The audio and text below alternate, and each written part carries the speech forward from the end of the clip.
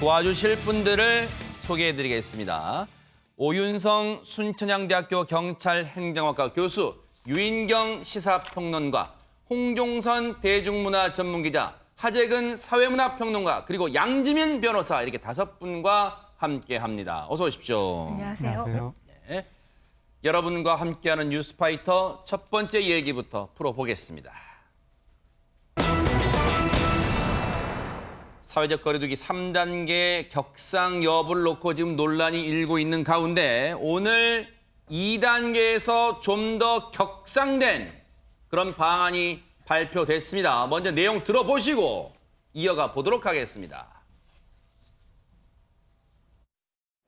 정부는 주말에 종료되는 수도권 2단계 거리두기를 한 주 더 연장하되 보다 강력한 방역 조치를 추가하고자 합니다.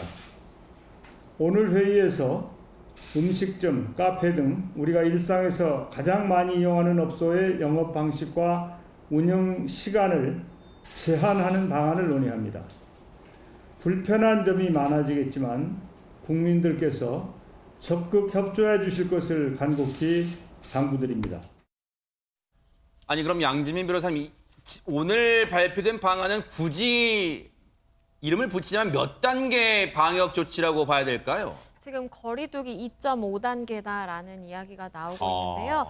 달라지는 상황들을 조금 짚어드리면 네. 음식점과 제과점 같은 경우에 오후 9시까지는 정상 영업이 가능합니다. 근데 9시가 지난 이후에는 포장과 배달만 가능하고요. 프랜차이즈형 카페 같은 경우에는 영업 시간과 관계없이 무조건 포장과 배달만 허용하는 조치를 실시합니다. 그리고 포장을 해갈 때에도 출입자 명부를 작성을 해야 하고요. 마스크는 당연히 착용을 해야 되고 이용자 간의 2m 간격을 유지해야 합니다. 그리고 학원 같은 경우에도 사실 학생들이 많이 모이는 곳인데 비대면 수업만 허용이 됩니다. 집합 금지가 됐고요. 그리고 독서실 역시 그리고 집합 금지가 됐습니다. 그리고 요양병원 같은 경우에는 면회가 전면적으로 금지가 됩니다. 네. 여러분들이 보시면서 이게 상황이 심각한데 음식점과 제과점, 프랜차이즈 카페. 자, 음식점이라고 하면 여러분 흔히 이렇게 생각하시면 될 거예요. 우리가 식사를 하면서 반주까지 곁들일 수 있는 곳도 다 음식점에 속합니다. 그러니까 누군가 손님, 외부를 만나는 것도 9시까지만 음식점에서 음식을 취식할 수 있고 9시가 되면 식당 주인분이 나가달라고 하면 반드시 나가야 된다는 거, 영업을 할 수가 없다는 거예요. 지금 그 방침을 발표를 했습니다. 그런데 언제부터 시작되냐 궁금하시죠? 오늘이 28일입니다. 30일 0시부터 시작이 됩니다. 그러면 무한정 시작 이어지느냐? 일단 9월 6일 자정까지 이 방안을 시행하기로 했습니다. 그런데 오윤성 교수님, 일단 3단계로 바로 가지 않고 이른바 2.5단계로 갔어요. 뭔가 3단계로 바로 갔을 경우에 후폭풍을 좀 고려했을까요? 사실 이제 정세균 국무총리 같은 경우도 사회적 거리두기 3단계라고 하는 것은 경제적 또는 사회적 파급 효과를 감안하게 된다면 우리가 이제 선택할 수 있는 마지막 카드밖에 안 되거든요. 그렇기 때문에 그 마지막 카드를 미리 이렇게 썼을 때 발생되는 여러 가지 어떤 후폭풍 이런 것들을 고려를 해서 2.5단계를 한번 한시적으로 한번 써보겠다는 거예요. 네. 사실 정부 입장에서는 이 3단계를 빨리 쓰게 되면은 좀 이렇게 줄일 수 있겠지만 감염을 그런데 이제 거기에 대한 어떤 여러 가지 어떤 경제적인 서민 경제라든가 이런 일상생활에 대해서 막대한 피해가 지금 예상이 될 수밖에 없는 그런 상황이기 때문에 지금 박능후 장관 같은 경우도 준비는 다 해놓고 그렇지만은 결정은 조금 약간 미뤘다 이렇게 되니까 저희들이 이제 바라는 것은 2.5단계 선에서 어느 정도 좀 이렇게 제어가 됐으면 하는 그런 바람이죠. 네. 혹시 방송을 시청하시는 분들 중에 에이 이거 시행 제대로 되겠어? 단속 제대로 할 수 있겠어?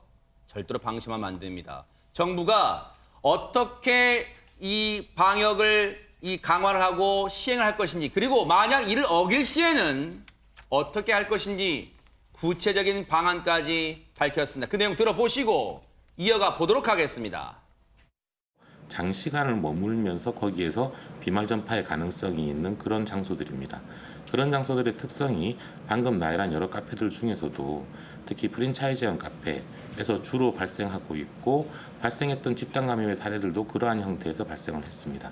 취식과 음료 이 음식 섭취의 금지 조항은 프랜차이즈형 카페에 대해서 행정명령을 발동하게 되었습니다.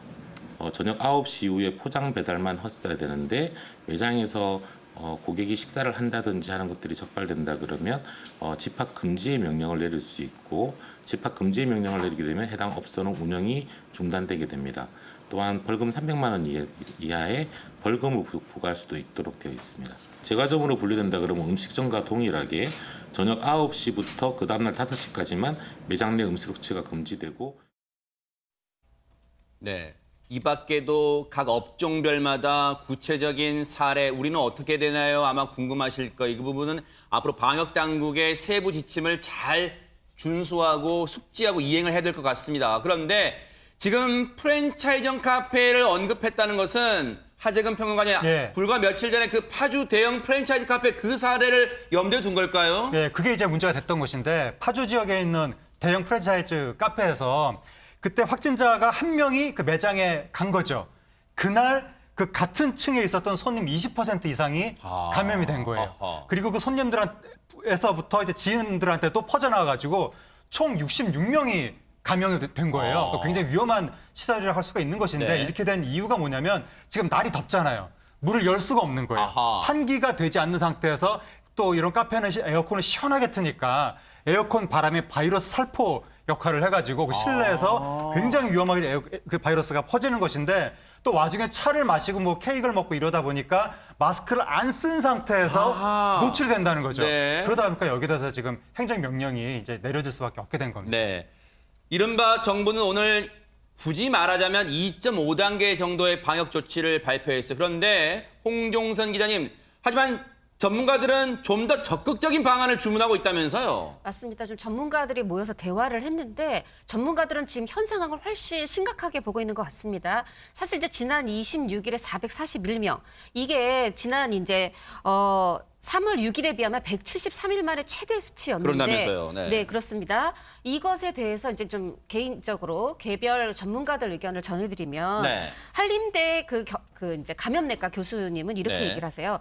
이 거리두기 지금 강화하지 않으면 3단계 가지 않으면 오히려 9월 초에 600명, 800명 하루에 이렇게 더 늘어날 수 있다라는 겁니다. 그래서 지금 3단계로 갈지 판단할 시점이다. 네. 이렇게 얘기를 하시고요. 네. 또 경남의사회 공공의료 감염병 대책위원장이신 또 분은 지금 이게 가지 않은 길이다 보니까 정부가 뭔가 시행착오에 대해서 우려할 수도 있다. 그런데 그것을 두려워해서는 안 된다.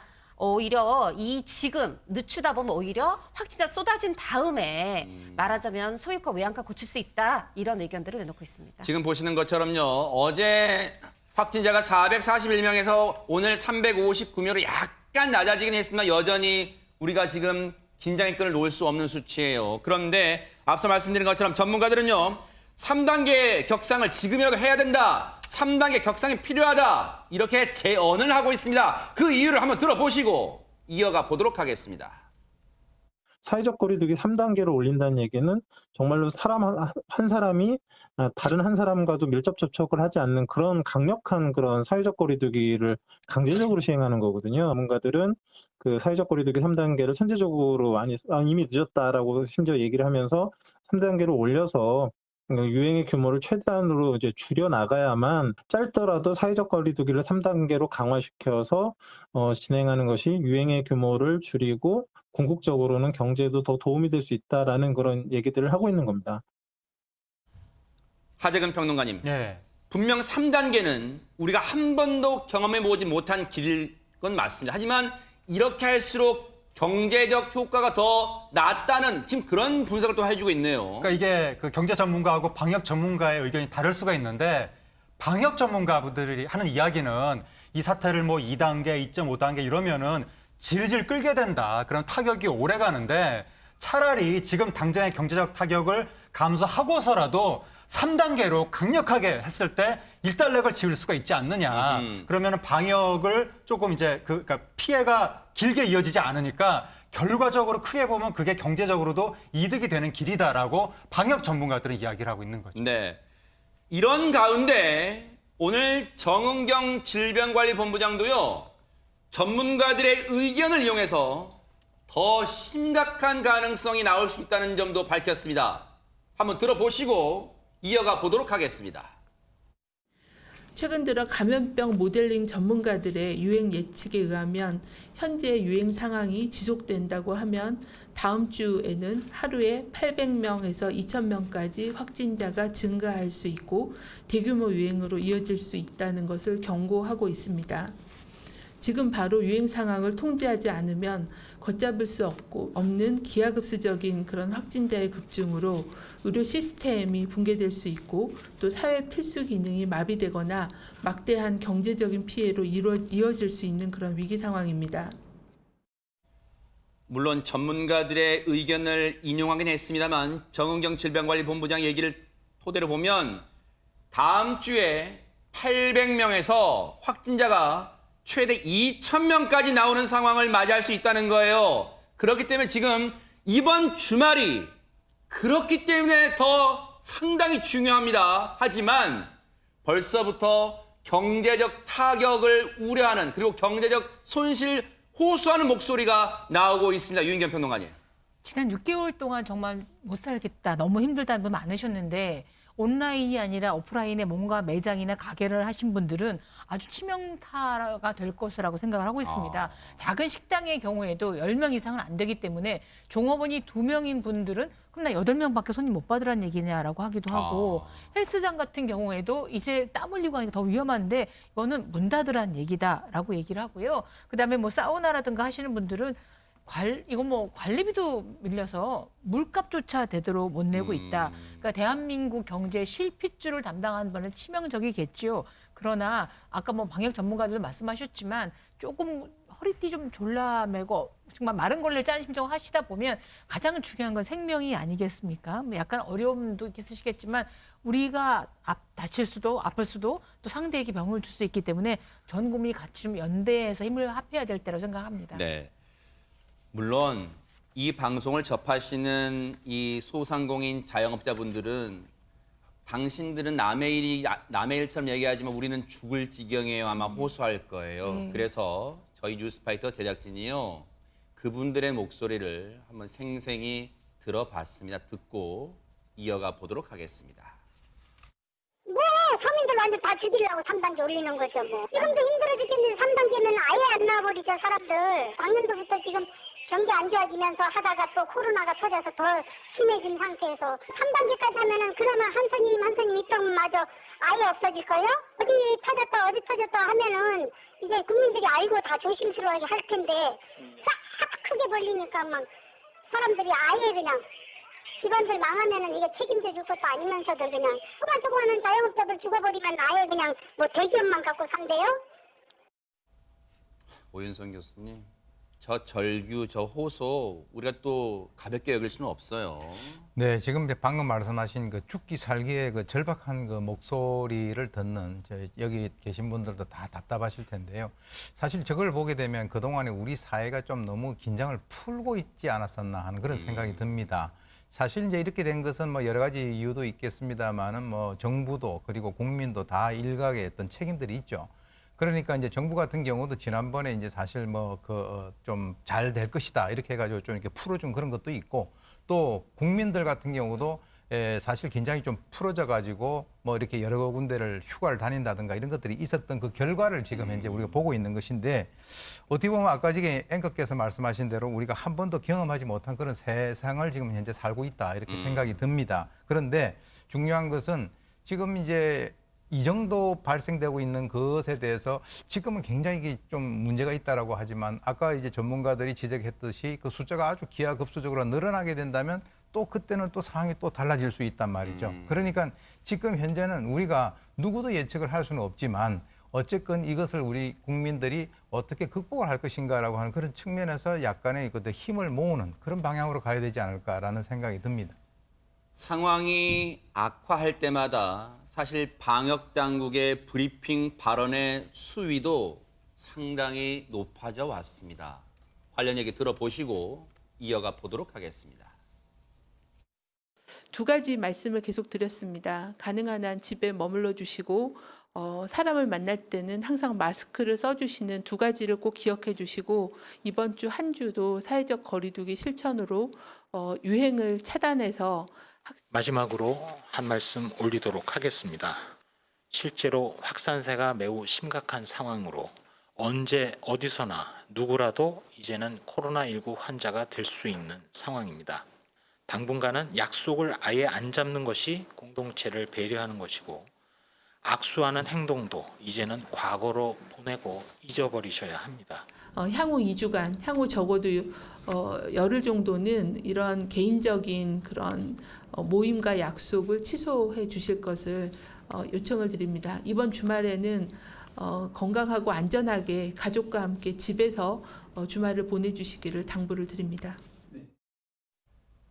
양지민 변호사님, 정말 방역 당국의 호소 절실함이 좀 느껴집니다. 그렇습니다. 이 브리핑을 보는 것이 어느새 이제 매일매일 참 일상이 돼버린 것 같은데요. 이 브리핑을 보면 그 지난 18일에는 이렇게 얘기를 합니다. 정은경 본부장이 미국 등의 비참한 상황, 우리도 얼마든지 가능하다라고 이야기를 하고요. 또 연이어서 지난 21일에는 전국에 어디서나 누구나 감염될 수 있다라는 이게 상황. 마치 예언처럼 돼버렸어요, 진짜. 맞습니다. 정말 그 상황의 심각성에 대해서 이렇게 간절하게 호소하고 있던 상황도 있었고요. 그리고 네. 지난 25일에는 이제 코로나 확진자 숫자가 이제 확 늘어났을 때 권준욱 부본부장이 이렇게 얘기를 합니다. 시계를 되돌리고 싶은 순간이 바로 오늘일 것이다 라면서 또 지난 27일에는 악수하는 행동도 과거로 보내고 잊어야 한다라고도 얘기를 하고 있는데 이렇게 좀 방역대책본부에서 강조해서 정말 간곡하게 호소하는 이러한 행동 지침이나 지금 상황의 심각성에 대해서 좀 일반 국민들이 좀 그 받아들이는 정도도 물론 매일매일 이게 사실 반복되다 보니까 무뎌질 수도 있는데 좀 이 심각성에 대해서 좀 정확하게 인지하는 게 필요해 보입니다. 맞습니다. 이렇게 근데 방역 당국이 경고를 했는데도 우리가 거리두기에 실패한 사례가 계속해서 쏟아져 나오고 있습니다. 홍종선 기자님. 네, 그런데 이번엔 좀 더 우려가 크고 심각한 상황입니다. 우리나라 제2의 도시죠. 부산에서 그것도 대형 온천센터의 목욕관리사가 확진자로 판정이 됐는데 이 감염 경로부터 보면 15일에 이 전남에 있는 가족 모임에 참석을 했는데 여기에 성북구 확진자가 있었던 겁니다. 그런데 15일에 이제 와서 16일, 17일 계속 근무했어요. 또 18일 증상이 시작된 18일 하루 쉬고 또 계속 19, 21일 또 일했습니다. 그리고 22일에 아파서 하루 쉬고 또 23일부터도 계속 또 일을 했다 그래요. 근데 근무 시간을 봐도 뭐 아침 7시부터 오후 4시까지, 심한 날은 아침 7시부터 자정까지 그렇게 일을 하면서 이 손님이라든가 이용객 1,500명과 접촉을 했다라는 겁니다. 이 시간, 이 날짜들에 이 온천센터 방문하셨던 분들은 꼭 보건소 가셔야 할 것 같습니다. 유인경 평론가님, 앞서 오윤성 교수님도 우리의 느슨해진 개인 방역, 우리의 느슨해진 마음 이런 걸 다 언급하셨는데요. 물론 이분은요. 거기가 직장이니까 근무했다 쳐요. 그런데 그 기간에 접촉한 분들이 1,500명이에요. 아니 이 말은 뒤집어 보면 우리가 온천이라는 곳을 너무 방심한 상태로 이용하고 있다는 그 반증 아니에요? 어떻습니까? 광화문 집회에 참석했던 어떤 분이 폭우가 쏟아지고 비가 왔기 때문에 바이러스가 안 퍼질 것이다라는 이상한 말씀하셨어요. 그런데 그런 분 아니더라도 우리 보통 사람들도 물에 씻어 내려가고 비누칠도 하는데 코로나 바이러스가 옮겨지겠어? 옮겨집니다. 비말이라는 게 굉장히 위험합니다. 그런데 이 세신사, 그러니까 목욕관리사분이 같은 시간대에 일했던 다른 관리사가 확진 판정을 받은 거예요. 그래서 그분이 또 일했던 실화여서 무려 지금 동료실 1명은 양성으로 나왔고요. 566명을 검사해봤더니 129명은 음성이고 지금 463명 검사 중이라고 합니다. 그러나 지금 비록 음성으로 나왔을지라도 어떻게 될지도 모르고요. 1,000명은 지금 대기 중이라고 하거든요. 온천센터 이용자, 아까 홍종선 기자도 얘기했지만 혹시라도 그 시간대에 부산에 온천센터를 다녀오신 분 같으면 뭐 얼마든지 자연스럽게 가셔서 받으시는 것이 본인의 가족과 다른 사람들한테 파급 안 되기 때문에 꼭 하셔야 될 것 같습니다. 온천센터 자체를 간 것을 나무라거나 비판하지는 않을 겁니다. 그러니까 지금이라도 그 기간에 온천센터를 가신 분들은 반드시 가까운 이 보건소에 가셔서 반드시 검진을 받으시는 게 본인과 가족, 사회를 위한 길이에요. 이러다 보니까요, 부산시가 결국 목욕장을 대상으로, 이런 목욕센터, 온천센터 같은 곳을 대상으로 강경 대응을 선언하고 나섰습니다. 얘기 들어보시고 이어가 보도록 하겠습니다.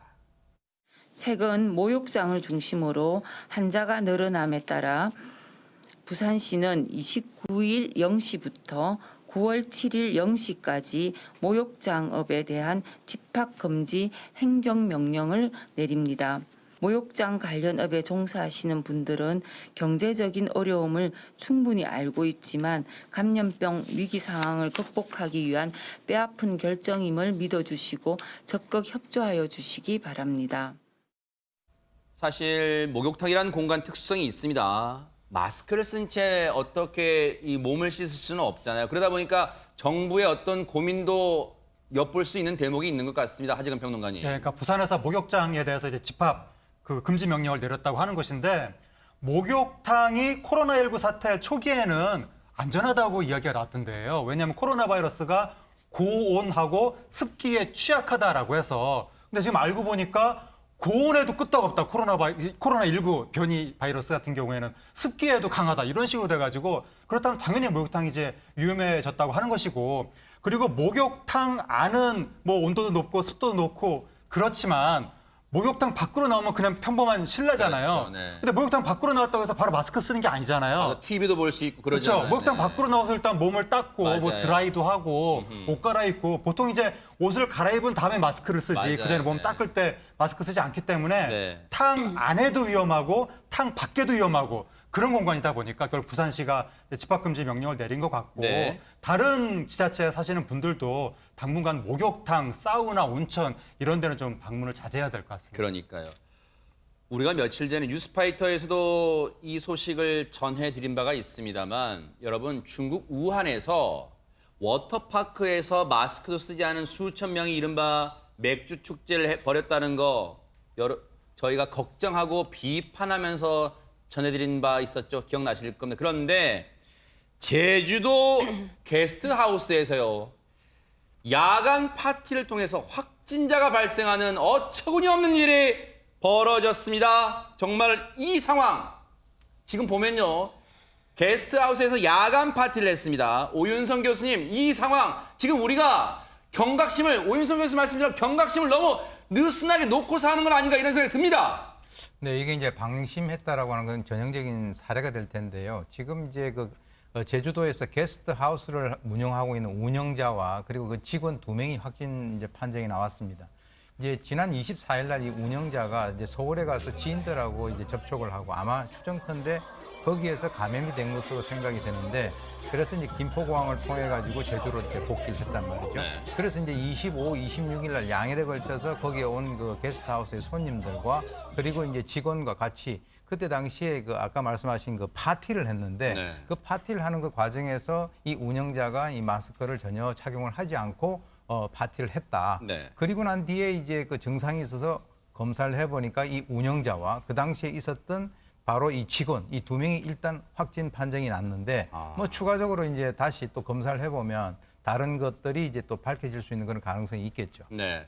운영자와 직원은 마스크를 미착용 상태였습니다. 당시 야간 파티가 벌어질 때. 그런데 홍종선 기자님, 운영자가 감염된 경로를 따져봤더니 수도권에서 감염됐다는 거예요. 그러면 그 운영자 분명히 공항을 통해서 이동했을 거 아닙니까? 그렇습니다. 제주에서 서울 공항을 통해서 비행기로 이동을 했고요. 지금 이제 제2차 이 대유행이 전국으로 퍼지고 있지만 시작이 좀 서울 수도권 아니었습니까? 그런데 이제 25일 날 24일 날 수도권에 이 비행기를 타고 옵니다. 그리고 만 하루 만에 25일 오전에 다시 비행기를 타고 제주로 돌아갑니다. 그런데 가서 이제 식당에 가고 또 본인의 게스트하우스에 갔는데 거기서 이제 손님들과 직원들과 저녁도 먹고 지금 보도된 대로 야간 파티가 있었다는 겁니다. 네. 근데 하루만 있었던 게 아니라 네. 다음 날 26일에도 또 이 운영자가 파티에 참석을 했어요. 네. 근데 또 이게 게스트하우스에서 끝난 게 아니라 나와서 그 게스트하우스 바깥에 음식점을 2곳에 더 가서 야간 파티가 이어졌습니다. 그런데 여기에 또 운영자만 참석한 게 아니라 직원들도 이 또 야간 파티에 함께 했던 걸로 지금 나와 있고요. 네. 지금 그래서 대충 이 이틀 동안 먼저 운영자 25일, 26일 야간 파티 때 몇 명이나 그런 접촉을 했나 봤더니 이 투숙객 한 14명. 어허. 그런데 투숙객 말고도 또 다른 분들도 있어서 20명인데 여기에 직원들은 이 운영자가 참석하지 않은 채로 27일까지 사흘간 야간 파티가 있었던 겁니다. 하다 보니까 이게 밀접 접촉자만 지금 27명 정도 추산이 되고 있고 지금 이 당국에서는 방역 당국에서는 이 운영자 또 직원의 동선에 맞춰서 역학조사를 벌이고 있습니다. 아니 그동안 이 제주에서는요. 이른바 육지, 무태에서 오는 관광객들을 통한 이 감염을 우려했는데 아니 제주 내에서 게스트하우스에서 이런 일이 벌어질 줄 누가 상상이나 했겠습니까? 양지민 변호사님. 네, 그렇습니다. 이 관광업계에서는 이제 터질 게 터졌다라면서 이제 제주도에서 코로나19 바이러스의 확산세를 지금 우려하고 있는 상황인데요.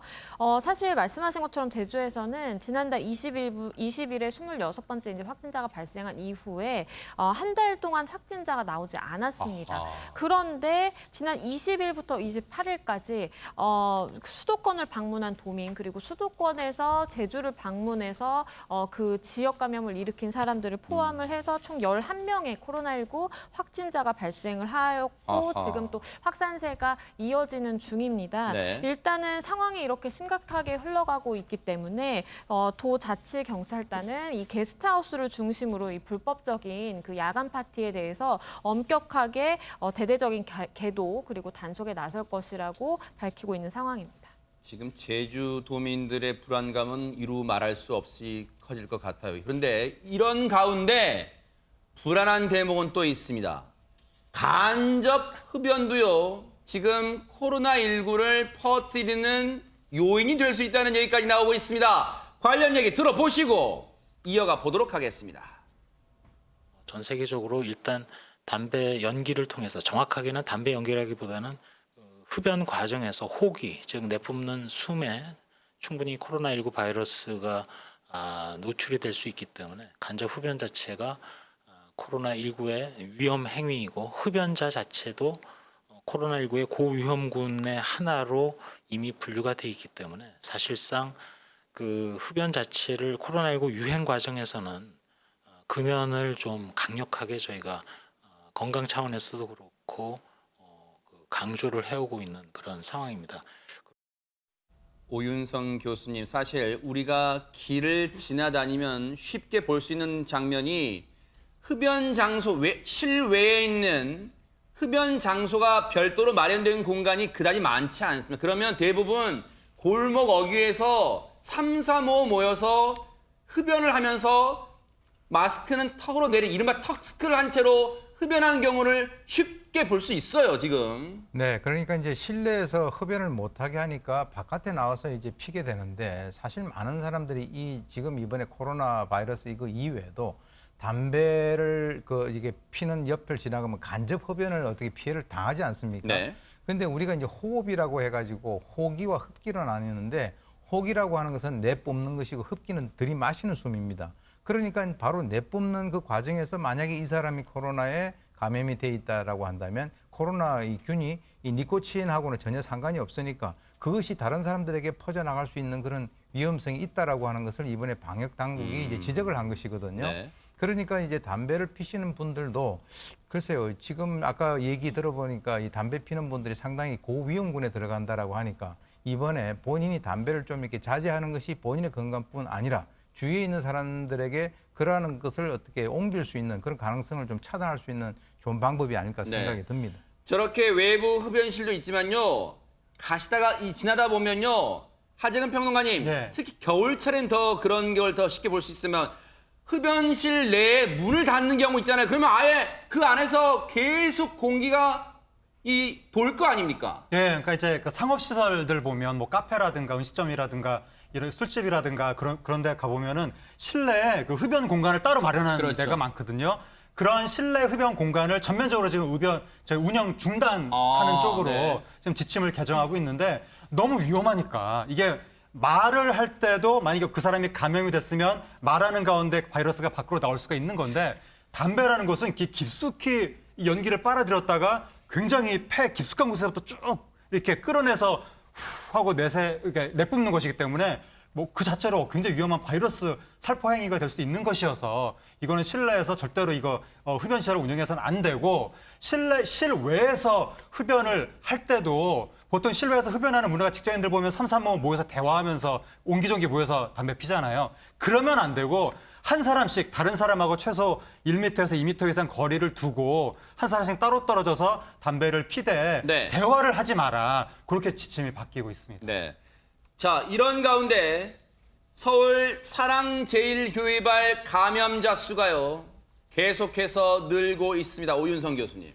예, 현재까지 이제 서울시 통계에 따르면은 이제 누진 확진자가 이제 978명이라 그래요. 아하. 그래서 이제 교인하고 이제 방문자들이 576명, 그리고 이제 추가 전파자 304명, 조사 중인 사람이 98명 이제 이렇게 나와 있는데 지금 어떻게 보면은 전부 다 전수 조사를 갖다가 이제 하겠다라고 하는 그런 의도 같습니다. 네. 근데 사실은 이제 많이 이제 그 조사를 하면 할수록 이제 거기에 맞도록 숫자도 늘어나는 것은 사실이에요. 그런데 지금 현재로는 이 그 서울 제일교회 사랑 제일교회 여기에 연관돼 가지고 이제 많은 숫자들이 나오는 그런 상황에서 이제 여러 분들이 좀 걱정을 하고 있는 그런 상황이죠. 그러니까요. 네. 지금 978명이면 1000명에 지금 육박하는 숫자예요. 이런 가운데 사랑제일교회가 오늘 광화문 광장에서 기자회견을 또 열었는데요. 세상에 이런 얘기를 하고 있습니다. 같이 한번 들어보시고 이어가 보도록 하겠습니다. 이에 본 교회는 문재인 대통령의 발언으로 인해 죄인 아닌 죄인으로 낙인 찍혀 코로나 감염으로 인한 고통에 더해 인격 모욕과 말살로 정신적 고통까지 받는 본 교회 교인들, 8.15 광화문 집회 참가 국민 등 다수의 국민들과 힘을 모아 부득이 국가가 아닌 문재인 대통령 개인을 상대로 법적 대응을 하지 않을 수 없음을 밝힙니다. 양지민 변호사님, 문재인 대통령을 상대로 위자료 청구 등 법적 대응에 나선답니다. 어떻게 봐야 됩니까? 이 문재인 대통령이 전날에 그 교회 지도자들을 청와대로 초청한 간담회를 이제 열었는데 거기서 특정 교회에서 이 정부의 방역 방침을 거부하고 또 방해를 하고 있다라는 발언이 나왔습니다. 그래서 이러한 발언에 대해서 사랑제일교회 이제 변호인이 문 대통령 개인에게 위자료를 청구하겠다라고 이야기를 하고 있는 것인데요. 뭐라고 얘기를 했냐면 이러한 발언으로 인해서 이 상처받은 다수 국민들이 변호인단을 꾸려서 국민 집단 소송을 진행하는 방안을 생각을 하고 있다라고도 얘기를 했고요. 또 문 대통령도 천주교 신자인데 이 교회를 핍박하는 데 있어서 하나님이 두렵지 않느냐라는 이야기도 했습니다. 그 위자료 청구를 하기 위해서는 사실 이제 정신적 어떠한 피해가 있어야 되고 네. 그러한 피해를 고의나 또 중대한 과실로 인해서 일으켜야 되는 것인데 사랑제일교회에서는 어쨌든 문재인 대통령이 고의로 이러한 피해를 야기한 것이다라고 주장을 하고 있습니다. 그런데 현실적으로는 위자료 청구를 한다 그래도 받아들여질 가능성이 굉장히 낮다고 보입니다. 사랑제일교회 측이 오늘 기자회견을 통해서 문재인 대통령에게 법적 대응에 나서겠다고 밝힌 그 배경이 됐던 바로 어제입니다. 문재인 대통령과 개신교 지도자 간담회가 있었습니다. 거기서 대체 어떤 발언들이 오갔는지 한번 들어보시고 이어가 보도록 하겠습니다. 오히려 지금까지도 이 적반하장으로 음모수를 주장하면서 큰 소리를 치고 있고 여전히 이 정부의 방역 조치에 협력을 거부하고 있습니다. 도저히 상식으로는 이해할 수 없는 그런 일이 교회의 이름으로 일각에서 벌어지고 있습니다. 정부 관계자들께서 교회와 사찰, 성당 같은 종교단체를 영업장이나 사업장 취급을 하지 않았으면 좋겠습니다. 코로나19가 한두 주 혹은 한두 달 정도로 끝나지 않을 것으로 볼 때 대책이 없이 교회 문을 닫고 예배를 비대면 온라인 예배를 지속할 수 없다고 하는 것이 오늘의 교회의 또 현실입니다. 네, 사실 저렇게 일부 언론에서는 대통령과 개신교 지도자 간담회에서 가시돋친 설전이 오갔다 이렇게 표현하기도 했습니다만 일단은 얘기만 놓고 봐도 입장차가 분명한 것 같습니다. 하지금 평론가님. 예, 그러니까 문재인 대통령이 최근에 일부 교회 행태에 대해서 비판을 한 거죠. 일부 교회가 적반하장 음모설 주장하고 네. 정부 방역에 협력을 거부하고 있는데 상식적으로 이해가 안 된다. 네. 그렇게 비판을 하니까 김태영 한국교회총연합 대표 회장이 거기에 대해서 일단은 죄송하다. 네. 방역에 협조하겠다라고 하면서도 이제 문재인 대통령의 그러니까 이제 그 말에 비판해서 종교단체를 영업장이나 사업장 취급하지 않아줬으면 좋겠다. 대책 없이 교회 문 닫을 수 없다. 교회의 본질인 예배를 포기할 수 없다. 이런 취지로 또 이야기를 한 겁니다. 종교를 사업장 취급하지 말아달라, 영업장 취급하지 말아달라 이 말에요. 문재인 대통령 역시 우려를 나타냈습니다. 그 발언까지 마저 들어보시고 이어가 보도록 하겠습니다. 그러나 이 바이러스는 이 종교나 신앙을 가리지 않습니다. 예배나 기도가 그 마음의 평화를 줄 수는 있겠지만 바이러스로부터 지켜주지는 못합니다. 방역은 그 신앙의 영역이 아니고 이렇게 과학과 의학의 영역이라는 것을 모든 종교가 받아들여야만 할 것 같습니다. 신앙을 생명같이 여기는 이들에게는 종교의 자유라고 하는 것은 목숨과 바꿀 수 없는 가치라고 봅니다. 그 종교의 자유를 너무 쉽게 공권력으로 제한할 수 있고 중단을 명령할 수 있다는 뜻으로 들려서 크게 놀랐습니다. 바로 이 대목도 양측의 팽팽한 긴장감이 흐르는 대목이었다. 이런 분석과 평가가 나오고 있습니다. 양지민 변호사님. 네, 이 문재인 대통령은 예배나 기도를 한다고 하더라도 바이러스로부터 지켜줄 수는 없다라면서 방역은 신앙의 영역이 아닌 과학의 영역이다라고 이제 이야기를 했고 이 부분에 대해서 아까 보신 이제 한교총 회장 같은 경우에는 이 예배는 포기할 수 없다. 종교의 자유, 목숨과 바꿀 수 없는 가치다라고 이야기를 했는데요. 그러면서 또 한 얘기가 코로나 사태가 한두 주, 한두 달로 이제 끝나는 것이 아니기 때문에 교회의 본질이라고 할 수 있는 예배를 포기할 수 없다. 대통령님의 너그러운 판단을 바란다라는 또 이야기를 했고요. 구체적인 이제 대안도 제시를 했는데 뭐 교회의 방역 인증 마크를 또 주거나 아니면 좌석수에 따라서 인원을 소규모로 나눠서 예배를 실시하는 방안을 또 제안을 하기도 했습니다. 이렇게 입장차가 워낙 크다 보니까 문재인 대통령과 이 한교총 회장 측은 사실상 입장 차이만을 확인하면서 이러한 간담회가 끝난 것으로 보이고요. 그러다 보니까 실제 예정된 시간을 훌쩍 넘겨서 2시간 가까이 이제 진행이 됐습니다. 사실 그 전에 그 코로나 방역에 대해서 또 천주교계와 지난주에 간담회를 또 문재인 대통령이 하기도 했었는데 그때는 굉장히 좀 공감대를 뭔가 이뤄가는 그런 모습을 보였거든요. 근데 그거와 달리 이제 개신교계와의 만남은 조금 입장 차이가 워낙 큰 모습을 확인하는 그 선에서 그쳤습니다. 물론 예배자 중에서 감염자가 많아서 죄송하다는 말은 했습니다. 지금의 이제 사태를 반영한 거죠. 그런데 개신교 입장에서는 억울한 측면도 있는 것 같습니다. 왜? 지금 세상의 시각으로 볼 때는 마치 교회가 지금 코로나 확산의 온상으로 비춰지고 그런 시선을 받는 게 억울할 수도 있다고 지금 보는 것 같습니다. 그러다 보니까 이렇게 대통령 앞에서 정말로 교인들의 기독교인들의 이 마음, 예배를 하고 싶은 마음을 그 진심은 알아달라 이런 뜻으로 말을 하지 않았나 이런 생각도 해보고요. 그런데 아마 개신교 입장에서는 더 억울한 측면이 있을 것 같습니다. 지금 사회적으로 교회 포비아 현상까지 나오고 있다고 합니다. 양지민 변호사님. 네, 말씀하신 것처럼 이 교회와 같은 그 종교 시설과 최대한 이제 거리를 두려고 하는 또 교회 포비아 현상이 지금 확산이 되고 있다라고 하는데요. 사랑제일교회 인근에 이제 식당 주인이 이렇게 얘기를 합니다. 교회라고 하면 이제 겁이 난다라면서 주변 일대가 정말 그야말로 쑥대밭이 됐다라고도 이제 이야기를 하고요. 그리고 또 사랑제일교회 인근에 이제 부동산을 운영하는 부동산 업자는 주변 상권이 정말로 크게 박살이 나고 말 그대로 교회 사람들과 엮일까 봐 다들 몸살이 된 상황이다라고도 이야기를 하고 있습니다. 이 교회 등 이 수도권 종교 시설을 중심으로 아무래도 코로나19 바이러스 확진자가 증가를 하다 보니까 이렇게 일반 시민들이라든지 아니면 특히 확진자가 많이 나온 사랑제일교회 인근의 이제 상인들이라든지 이런 사람들 사이에서는 사실상 교회 포비아가 굉장히 좀 크게 영향을 미치고 있는 것 같습니다. 제 지인분이 저한테 전해준 내용에도 보면요. 최근에 아이들을 이 초등학생을 상대로 한 이 서울 시내 이 평가 시험이 있었는데요.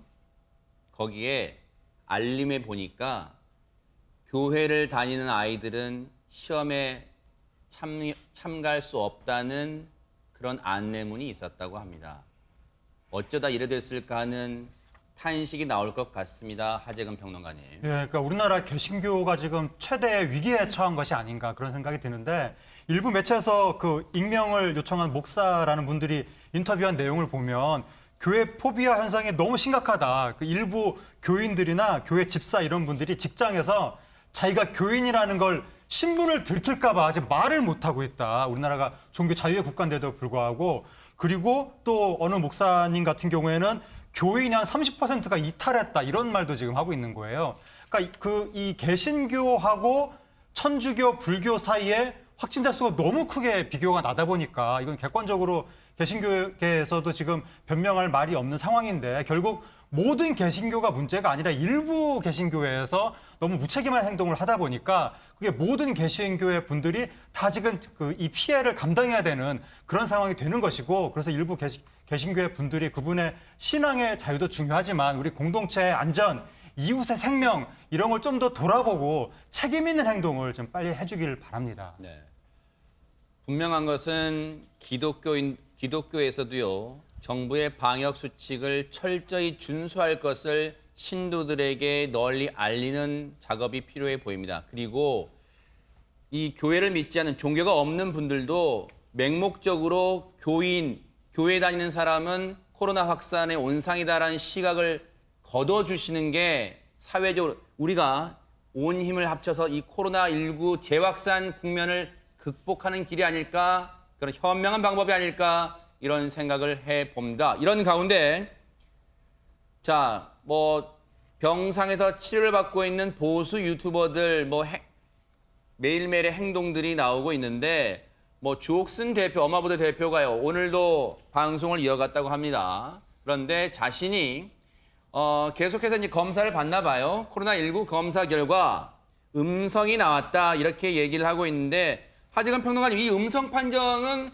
방역 당국을 통하면은 금방 그 사실 여부를 알 수 있는 거잖아요. 예, 이거는 사실 여부를 바로 확인할 수 있는 거기 때문에 설마 이런 것까지 거짓 주장을 할 것 같진 않고 네. 음성 판정이 나왔다면 다행인 것이고 치료가 됐다는 걸로 해석할 수도 있으니까. 그동안 경과가 좋았던 것인지 네. 아니면 주옥순 전 대표 주장은 최초에 양성 나왔던 게 오진이었다는 주장인지 그건 잘 모르겠지만 어쨌든 간에 음성은 이제 다행인데 위험 요인이 있는 사람은 바로 퇴원할 수는 없거든요. 네. 그게 100% 치료가 돼서 음성이 됐다 하더라도 일정 기간은 계속해서 그 안에서 있어야 되기 때문에 네. 그래서 주 대표도 지금 당장 나갈 수는 없다. 참고 견딘다 이렇게 말을 했다고 하는데 네. 이분은 지금 본인 증상 방송하고 이런 때가 아니라 여태까지 동선을 제대로 방역당국한테 이야기하지 않았다는 주장도 있고 그리고 또 양성 판정을 받은 상태에서 저렇게 계속해서 방송을 하는 게 과연 윤리적으로 옳은 것이냐.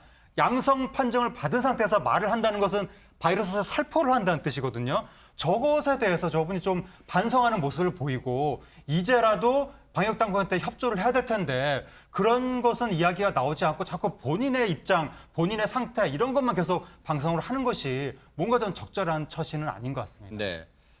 주옥순 대표는 오늘 당장 퇴원을 원했지만 담당 의사가 다음 주 월요일에 퇴원할 것을 권고했다는 거예요. 그런데 본인은 하루라도 더 병상에 있으면 국민의 세금을 쓰는 것이기 때문에 세금을 쓰고 싶지 않은 생각이지만 일단 이 방역의 룰이 있기 때문에 참고 견디겠다 이런 방침을 밝혔습니다.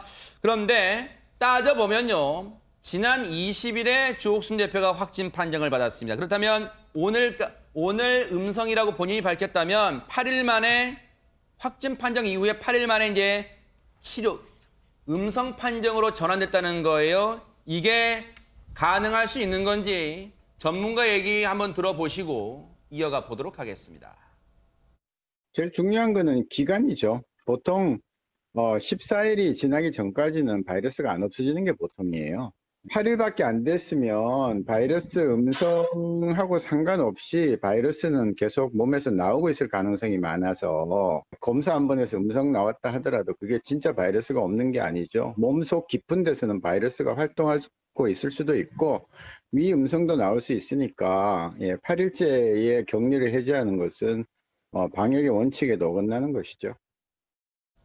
일단 이런 원칙 때문에 해당 병원에서는 해당 의사분께서는 다음 주 월요일을 제시했던 것 같습니다. 그런데 사실 주옥순 대표가 본인이 음성이라고 주장했던 것은 이미 앞선 사례도 나왔습니다. 양주민 변호사님. 네, 맞습니다. 주옥순 대표는 일단은 입원을 한 상황에서도 계속해서 이제 개인 방송을 좀 이어오고 있는데요. 일단은 20일에 확진 판정을 받았습니다. 그리고 21일에 연이어서 이제 방송을 하면서 약 먹으니까 기침이 싹 가라앉고 증상이 싹 없어졌다라면서 쉬고 있어서 그런지 기침이 한 번도 나오지 않았고 여러분들도 걱정하지 마시라라고도 이제 본인이 얘기를 한 적이 있습니다.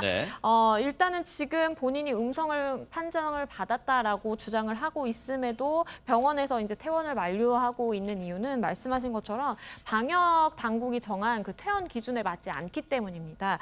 방역 당국이 정한 퇴원 기준에 따르면 일단은 확진 판정을 받고 이제 입원을 하게 되면 발병을 하고 10일이 지난 이후에 증상의 호전도 함께 있는 경우, 그 경우에 이제 격리에서 해제가 될 수 있습니다. 근데 주옥순 대표 같은 경우에는 20일에 확진 판정을 받았고 아직 8일밖에 지나지 않았기 때문에 사실 코로나 바이러스라는 게 음성과 양성의 경계가 굉장히 좀 미미한 경우도 애매한 경우도 있고 그리고 나아지는 것 같다가도 다른 이제 장기에서 갑자기 이제 바이러스가 또 발생을 하는 경우가 있기 때문에 일단은 10일이 정한 방역 당국이 정한 퇴원 기준에 맞지 않기 때문에 지금도 이제 일단은 입원을 하고 있는 것으로 보입니다. 네, 국민의 세금이 아깝다는 인식을 가진 것만 일단은 다행입니다. 우리의 세금으로 치료를 받는 만큼 병상에서는 치료에만 전념하는 모습을 좀 보여주길 바라고요. 홍종선 기자님, 지금 개신교가 지금 비판을 받고 있는 가운데 지금 이런 가운데 신천지가 움직이고 있다는데 이게 대체 무슨 내용입니까? 네, 신천지 신도 1,100명이 27일에 단체 헌혈을 했어요. 헌혈의 목적은 본인들이 이제 어떤 그 신도냐면 감염됐다가 완치된 분들입니다. 신속한 치료제 개발을 위해서 우리가 혈장을 공유하겠다라는 거예요. 근데 사실 이번이 처음이 아니라 지난해 7월에도 628명이 혈장을 공유했었습니다. 그러니까 뭐냐면 지금 지난 2, 3월에 굉장히 신천지 관련 확진자가 많이 나왔던 거. 이 부분에 대해서 국민들께 죄송하다. 그 죄송한 마음 가지고 있다라는 거고 앞으로도 질병관리본부에 적극적으로 협조하면서 이 치료제 개발, 방역에 힘쓰겠다라는 건데 2차로 끝이 아니고요. 앞으로 추가적으로 계속해서 단체 헌혈하겠다는 의지를 밝히고 있습니다. 지난번 이른바 신천지 사태 때 이만희 회장은 대국민 사과를 했습니다. 관련 영상 한번 보시고 이어가 보도록 하겠습니다. 사죄를 위해서 여러분들에게 엎드려 사죄를 하겠습니다.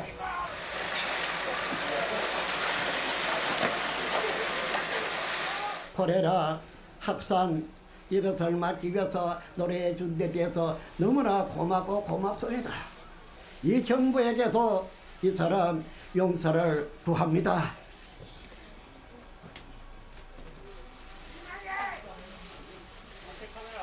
이와 같이 오늘날 우리는 우리 개인의 이력이 전에 이것은 너무나 재앙입니다. 크나큰 재앙입니다. 그래서 이걸 막기 위해서 가진 노력을 다하고 있습니다. 자, 저런 사과 이후에 혈장 공여까지 이제 하고 나선 신천지 행보에 혹시 이 소식을 접한 여론은 어떤 반응을 보이고 있을까요?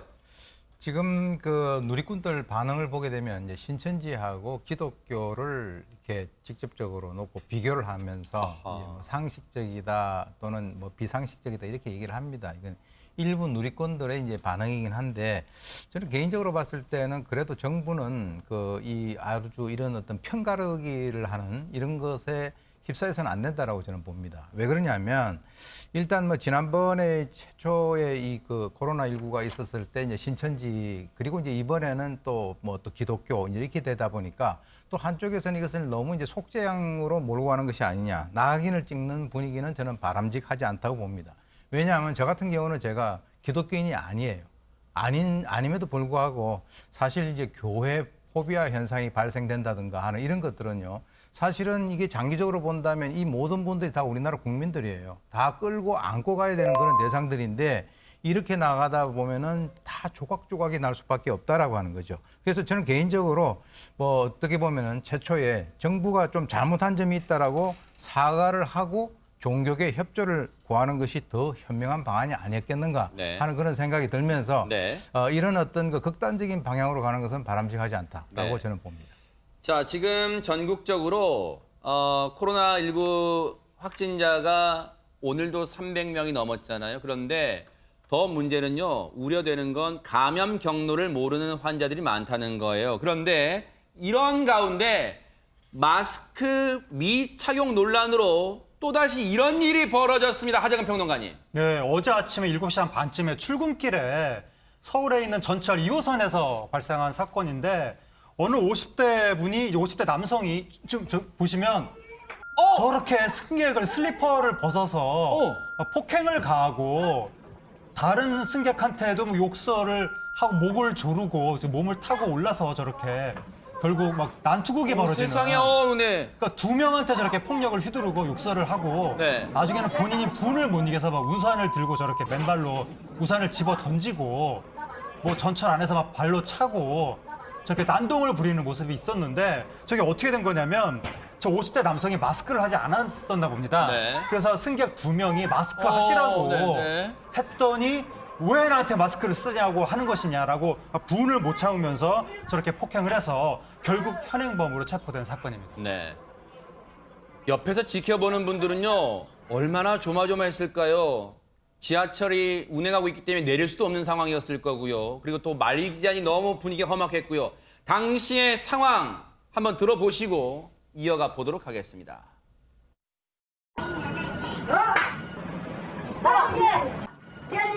무슨 상관이야? 이거 그니까 맞잖아. 너 그러는 거야.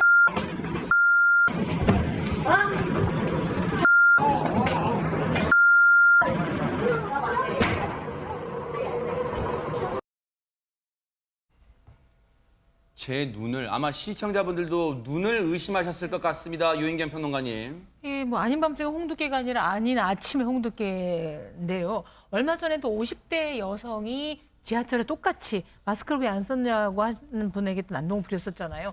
근데 무례하거나 무례한 말을 뭐 태도를 보이거나 모욕적인 언사를 쓴 것도 아닌데 개인의 감정에 의해서 이렇게 됐습니다.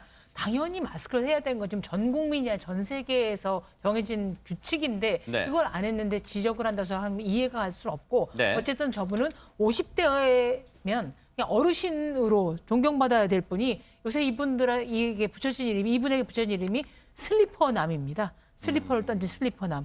말 하나 행동 하나에 따라서 이렇게 어르신에서 슬리퍼남으로 추락한 저분은 좀 반성을 하셨으면 합니다. 지금 저 남성이요, 오늘 구속 전 피의자 신문, 이른바 영장실질심사를 받기 위해서 법원에 출석하면서 기자들의 질문에 응했는데요. 오윤성 교수님, 마스크 써야 하는지 몰랐느냐는 질문에 태연하게도 몰랐답니다. 할 말이 없었겠죠. 왜냐하면 지금 이제 이 시점에서 마스크를 써야 된다는 걸 몰랐다라고 하는 것은 저분이 어디 화성에서 갑자기 떨어진 분도 아니고 그런데 지금 제가 볼 때는 그 슬리퍼를 들어서 이렇게 사람을 때렸다라고 하는 저기 특수폭행이거든요. 그러니까 이제 본인이 그 뭐 자기가 어떤 그 뭐 나름대로의 불만이 있는지는 모르겠으나 적어도 지금 현재 사실은 마스크를 안 쓰면 원래 이 지하철에 타지 못하도록 돼 있잖아요. 아하, 네. 그러니까 이제 본인이 어떻게 그것을 안 쓰고 탔는지는 모르겠습니다만 지금 본인은 뭐 그렇게 얘기를 하는 거죠. 나는 몰랐다라고 네. 하는데 그 얘기를 우리가 그대로 믿을 수가 없는 것이죠. 그러니까요. 그런데 이 남성뿐만이 아닙니다. 난동을 부린 사람이 또 있습니다. 양지민 변호사님. 네, 오늘 오전에 경남 거제시청에서 있었던 일입니다. 50대 남성이 갑자기 휘발유와 흉기를 들고 시청에 난입을 하는데요. 세상에. 그것을 들고 이제 시청 직원들을 협박을 하기 시작합니다. 다 네. 같이 죽자라고도 이제 이야기를 했다고 합니다. 근데 이 남성이 왜 그랬는가 하고 네. 보니까 집합금지 명령이 내려졌잖아요. 근데 이 남성 같은 경우에 이제 유흥업소를 운영하는 50대 남성입니다. 그러다 보니까 아니 업소를 운영을 해야 되는데 왜 중단을 하라고 하느냐라면서 그 운영 중단 명령에 대해서 불만을 품고 이렇게 난동을 부린 것으로 지금 파악이 되고 있고요. 경찰이 그 즉시 이제 출동을 해서 긴급 체포를 한 상황이고 구속영장을 신청할 예정이라고 합니다. 근데 상황이 상황인 만큼 이게 사실은 이 사람들을 뭐 힘들게 하기 위해서 이런 집합금지 명령이라든지 영업 중단을 결정하는 게 아니잖아요. 이 부분에 대해서 조금 이 상황을 좀 같이 이겨내고자 하는 마음을 좀 가졌으면 좋겠습니다. 네. 물론 힘들 수 있습니다. 하지만 나 혼자만 힘든 게 아닙니다. 다른 힘든 분들도 잘 지금 견뎌내고 있잖아요. 참잖아요. 허리도 졸라매고 있잖아요. 지금 방역 당국의 이 방역 수칙에 지금 철저히 준수하고 이행하는 것만이 하루빨리 코로나19를 탈출하는 길이라는 것을 명심해야겠습니다. 자, 김호중 씨 오랜만에 얘기를 해볼까요? 김호중 씨의 새 앨범 리스트를 많은 분들이 기다렸을 것 같은데요. 홍종선 기자님. 네, 맞습니다. 제목이 우리 가예요. 팬들을 가족으로 생각하는 것 같은 제목인데요. 15곡이 들었습니다. 신곡이 6곡 들어있고 뭐 기존곡도 있고 경연에 나갔던 편곡곡도 있는데 어떤 거 있나 봤더니 이제 타이틀곡이 우산 없어요고 그리고 트로트 발라드 곡도 들어있습니다. 만개. 그리고 사실 선공개를 일부 했었어요. 그래서 음원 차트에서 좋은 기록 얻었던 할머니, 나보다 더 사랑해 이런 노래들이 포함되어 있습니다. 네. 사실 요즘 앨범 추세는 뭐 제가 잘은 모릅니다. 문외 아니라서. 그런데 보통 싱글 앨범을 발표하지 않아 두세 곡 정도 들어있는 걸 발표하는데 무려 15곡이나 지금 담겨 있어요. 김호중 씨 팬분들 입장에서는 저 좋은 노래들을 저런 노래들을 한꺼번에 들을 수 있기 때문에 귀호강하는 측면은 있겠습니다만 그런데 이 음반 15곡 중에서 저희가 한 곡을 골라봤습니다. 같이 한번 들어보시고 이어가 보도록 하겠습니다. 너나 수많은 사연 나나 수많은 눈물 먼지처럼 살아가다 먼지처럼 사라지리라 낮은 곳에 내려놓고 웃으며 살아보자 너나 똑같은 인생 나나 수많은 눈물 너나나나 이런 곡인데 15곡 중에 11번째 이제 수록된 곡이에요. 그런데 하진원 평론가님 예. 일단은 딱 느낌은 되게 간결한 반복 리듬 멜로디가 싹 귀에 들어옵니다. 네, 뭔가 저렇게 반복하면서 귀에 쏙 들어온 거를 후크라고 하는데 아, 그래요? 아이돌도 후크송이라고 하는데 네. 정말 후크송처럼 귀에 딱 꽂히는 뭔가가 있는 것 같고 네. 노래가 굉장히 전통적인 트로트 느낌이 납니다. 이렇게 뭐 네. 가곡에 저기 그 성악 했던 분이라고 해서 가곡 느낌으로 노래를 만든 게 아니라 굉장히 구수한 트로트 느낌이어서 네. 굉장히 많은 분들한테 사랑을 받을 수 있을 것 같은데 이 노래를 활동을 할 찰나에 지금 활동을 못하게 된 게 왜요? 김호중 씨가 왜요? 군대를 가게 된 거예요. 아, 그래요? 9월 10일 날 입영 예정인데 네. 원래 김호중 씨가 올해 6월 달에 입대 예정이었다가 4차례에 걸쳐서 이제 연기 신청을 하고 네. 재검도 받고 그런데 재검 결과가 불안정성 대관절로 사급 판정 나왔거든요. 그래서 보충역으로 편입하게 됐는데 지금 김호중 씨가 올해 만 29세라서 더 연기를 할 수도 없는 상황이기 때문에 네. 지금 그동안 그렇게 힘들고 외롭게 살다가 이제 막 앨범 내고 막 빛을 보려는 찰나에 9월 10일에 군대를 가게 됐습니다. 그동안 연기했다면 지금 김호중 씨 나이가 어떻게 될까요? 하재근 평론가님. 만 29세. 만 29세. 네, 만 29세이기 때문에 더 이상 이제 연기를 하기가 그래서 어려운 더 거죠. 이상 물리적으로 연기가 안 되군요. 네. 그래서 이제 얼마 안 남았습니다. 다음 달 10일이면 이제 김호중 씨가 훈련을 받으러 들어가야 되는데 애초에는 6월이었지만 지금 그나마 또 연기했었던 거예요. 팬분들 아마 생각했었던 것 같습니다. 그러면은 그동안 김호중 씨가 나왔던 방송, 뭐 팬분들의 서운함은 말할 것도 없지만 방송들도 줄줄이 그러면 하차해야 되는 거예요. 어떻습니까?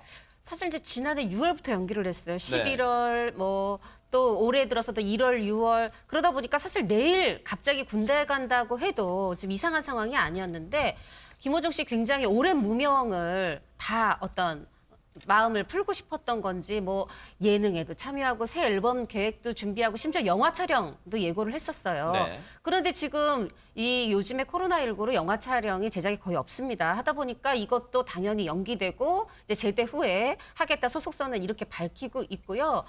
사실 여기 MBN에서 로또싱어도 출연 예정이었어요. 그런데 이렇게 군대 가게 되면서 이제 하차하게 됐는데 촬영은 시작됐지만 로또싱어가 다행히 김호중 씨 촬영부는 시작이 안 됐었어요. 그래서 뭐 특별하게 편집이라든가 뭐 이런 건 아니고 네. 뭐 그런 상황이고요. 김호중 씨 너무 굉장히 막 빠르게 숨가쁘게 달려왔는데 네. 드디어 쉼표 찍게 됐습니다. 네. 사실은 이제 그동안은 계속 연기를 해오면서 이 팬분들은 우리 김호중 씨 군대 가면 안 돼요. 막 그랬을 거란 말이에요. 그래서 이제 뭔가 아쉬운 마음도 막 있었는데 근데 그걸 알면서도 물리적으로 이제 더 이상 연기할 수 없는 미룰 수 없는 막다른 길이 저 앞에 있다는 걸 알면서도 오윤성 교수님 근데 지금 얘기 들으신 것처럼 김호중 씨가 여기저기 출연하고 있거나 막 그랬단 말이에요. 지금 강행군에 해왔단 말이에요. 왜 그랬을까요 그러면? 그게 이제 왜 그랬냐면 지금 이제 그 일각에서 들리는 얘기가 이 김호중 씨 전 그 팬카페가 있는데요. 거기에서 그 불법 도박을 했다라고 하는 그런 그 의혹이 제기가 됐습니다. 지난 그 18일 날 그 소속사에서 발표를 한 내용을 보게 되면 네. 처음에 이제 김호중 씨가 편의점에서 합법적으로 이제 뭐 스포츠 도박을 했는데 전 매니저의 그 어떤 그 차모 씨의 권유로 해가지고 불법 스포츠 도박에 입문을 했고요. 그리고 그 이후에 한 3만 원, 5만 원 정도 본인은 이제 소액이라고 이제 강조를 하는데 네. 처음에는 불법인지 모르고 했다가 나중에는 그걸 알고 또 했다라고 하는 거죠. 네. 그래서 이제 불법 사이트를 이용을 한 것이 이제 본인이 인정을 했는데 뭐라고 얘기하냐면 오래전 일이고 지금 절대 하지 않는다. 그래서 금액을 떠나서 잘못을 인정한다라고 얘기를 했기 때문에 네. 혹시 이것 때문에 그렇게 뭔가를 많이 하려고 했었던 것은 아닐까? 빨리 뭔가 마무리를 짓고 가려고 했었던 것은 아닐까라고 하는 그런 합리적인 의심이 드는 그런 상황이죠. 네.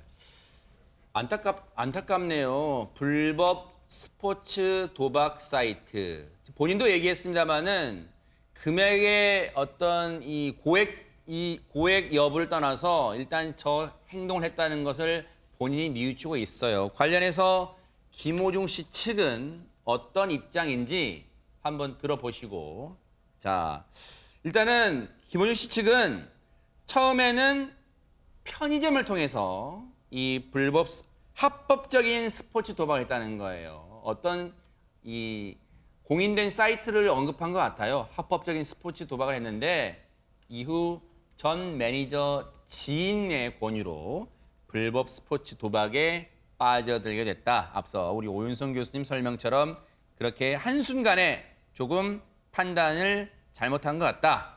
근데 잘못을 인정한다고 이제 사과를 했는데 도박 논란이 그러면 저런 사과로 마무리가 되는 건가요? 하재근 평론가님 어떻습니까? 저게 이제 저렇게 뭐 어느 정도의 인정을 하고 뭐 사과를 하고 했는데 네. 저걸로 끝난 게 아니라 이제 한 매체에서 네. 김호중 씨의 지인으로부터 메시지를 입수했다면서 보도를 또 한 거예요. 네. 근데 김호중 씨의 해명과 달리 김호중 씨는 이제 몇 차례 소액으로 잠깐 한 것이다. 그렇게 해명을 했었는데 그 보도 내용은 뭐냐면 2018년 7월부터 올해 2월까지 2년여에 걸쳐서 더 많이 했다. 불법 도박을. 네. 액수도 더 많다. 네. 이렇게 이제 폭로가 나왔는데 거기에 대해서 소속사 측이 네. 적극적으로 부인하는 취지의 해명보다는 조금 소극적인 어떤 해명이 나왔는데 네. 그 불법 스포츠 도박을 했어도 처벌을 받을 정도는 아니다. 네. 본인 명의의 아이디와 통장을 사용하지 않았기 때문에 처벌받을 명분이 되지 않는다. 이런 정도로 해명을 해가지고 네. 조금은 입장이 용색한 것이 아니냐. 그런 이야기가 나오고 있습니다. 요 해명은 시청자분들이 어떻게 받아들여야 될까요? 양지민 변호사님. 일단 법적으로 보자면 사실은 본인의 명의로 하지 않았다라고 해서 법적으로 처벌을 받지 않는 것은 아닙니다. 근데 네. 도박의 기준, 실제로 이제 입건되는 기준을 보면 그렇게 한 빈도라든지 아니면 뭐 금액이라든지 그 실질적으로 이루어진 기간 이걸 종합적으로 이제 고려해서 판단을 하게 되거든요. 그래서 네. 만약에 가정을 해보자면 내가 이것이 불법이란 것도 알았고 그럼에도 불구하고 장기간에 걸쳐서 액수도 상당히 됐고 빈도도 많다라고 하다면 충분히 입건 사유가 됩니다. 근데 그렇지 않고 소액으로 그것을 모르고 했고 그리고 그 빈도도 따져봤을 때 얼마 되지 않는다라고 하면 이제 실제로 입건되지는 않는 것인데요. 일단 네. 법적인 처벌을 차치하고서라도 김호중 씨 같은 경우에는 굉장히 많은 팬들로부터 사랑과 또 존경을 받는 사람이기 때문에 이런 부분에 대해서 확실하게 본인의 이제 잘못을 또 인정을 하고 매듭을 짓고 넘어갔으면 더 낫지 않았을까라는 또 아쉬움도 듭니다. 네. 스포츠 도박 관련 논란은 좀 더 지켜보기로 하고요. 어쨌든 다음 달 10일이면 이제 훈련해서 4주간의 훈련을 또 받고 사회복무요원으로 활동을 하게 된다고 합니다. 자, 그런데 물론 이제 김호중 씨 목소리를 방송에서는 당분간 볼 수 없다고 하는데 이번 앨범의 두 번째 곡 뭔지 궁금하시죠? 그 노래를 같이 한번 들어보시고 이어가 보도록 하겠습니다. 동그라미 하나만을 그려놓고 잠든 밤